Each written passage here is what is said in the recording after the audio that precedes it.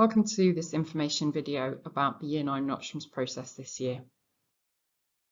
Just a reminder that at Sedgehill Academy we're committed to offering an outstanding education in a warm and supportive environment, balancing high academic achievement with strong development of character, and that's our focus as we move into the options process with our Year 9 students this year.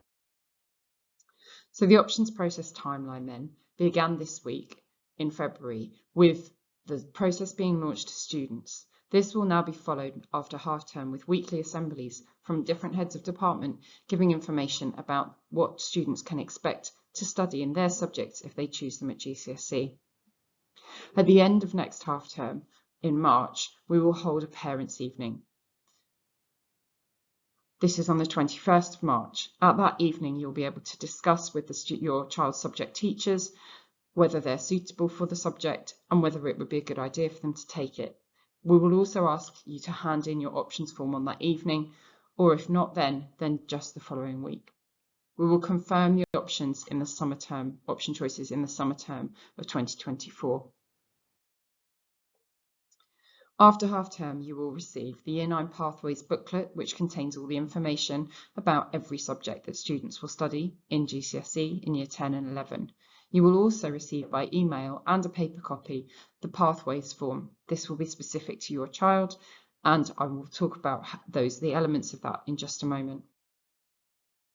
Before we get into the detail, it's a good idea to think about how to advise your child and with the choices that they might want to make. Firstly, it's really important to think about what their subjects they are successful in. You will receive your child's report with the rank order data and also their scores in all of their mid-year assessments after half-term. This should help guide your conversations with them about the subjects in which they're the strongest. Students will also want to think about what subjects they enjoy the most. Remember that at GCSE they will be studying the subjects in more depth and detail than they have done at Key Stage 3. So enjoyment is a key factor. Students may also want to consider what skills they want to learn, either that will help them now or in the future. And that links to this, what they might want to study after GCSEs. For example, does a student need a GCSE in a particular subject in order to then go on and study that at A-level? That's particularly applicable for things like science. What do you study in the subject and is it right for you? These are important questions. You might be very interested in a particular bit of history, but that's not something that's covered in the course, so perhaps it's not the right choice for you.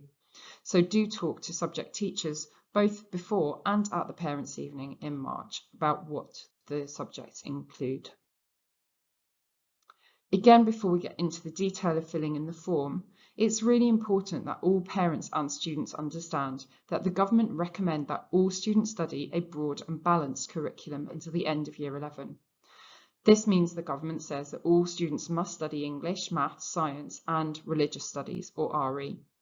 And they also advise that students study a modern foreign language and also a humanity. This means that most students have one additional choice of subject. However, some of our students have been selected for triple science. This is based on the data of how well they've done in the mid-year exams, and this is not an optional choice. So triple science students who follow the EBAC pathway will already have 9 GCSE subjects without any additional choice. But for other students, they will have one option choice remaining. This is the top of the form. You will see here in the box that there are compulsory subjects, as I've just explained. So English counts for 2 GCSEs, a GCSE in English language and 1 in English literature.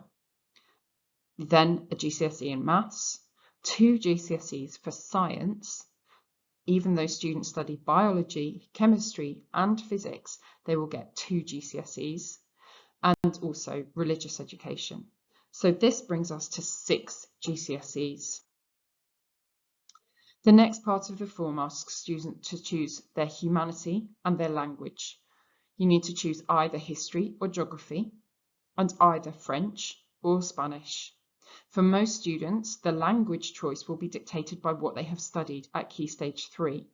However, if you speak Italian or Spanish at home or Portuguese at home, and you have been studying French, you may choose Spanish as your option.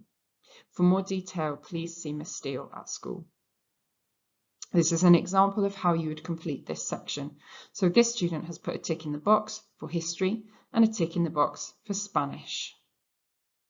The next section is the options section. The instruction here is to choose one subject from the list by putting a tick in the box and one reserve subject. You need to choose a reserve subject, one that you would be happy to study if your first choice is not available for whatever reason. If that happens, that we feel that we need to put you in your reserve subject instead of your main subject, we will come and talk to you about that during the summer term before we finalise the choices. You can see in this example, the student has said that they definitely want to study drama and their reserve choice would be music. Please do not put two ticks, choose one tick and one reserve. The last part of the form is your home language. If you do speak a language at home that is not English, please add this detail here. We will contact you with more information about whether it's possible to study a GCSE in your home language that would give you an additional GCSE. If after this presentation you do have any questions, please contact me on this email address, or alternatively Miss Hedges or Miss Hurd as heads of year. Thank you for your attention.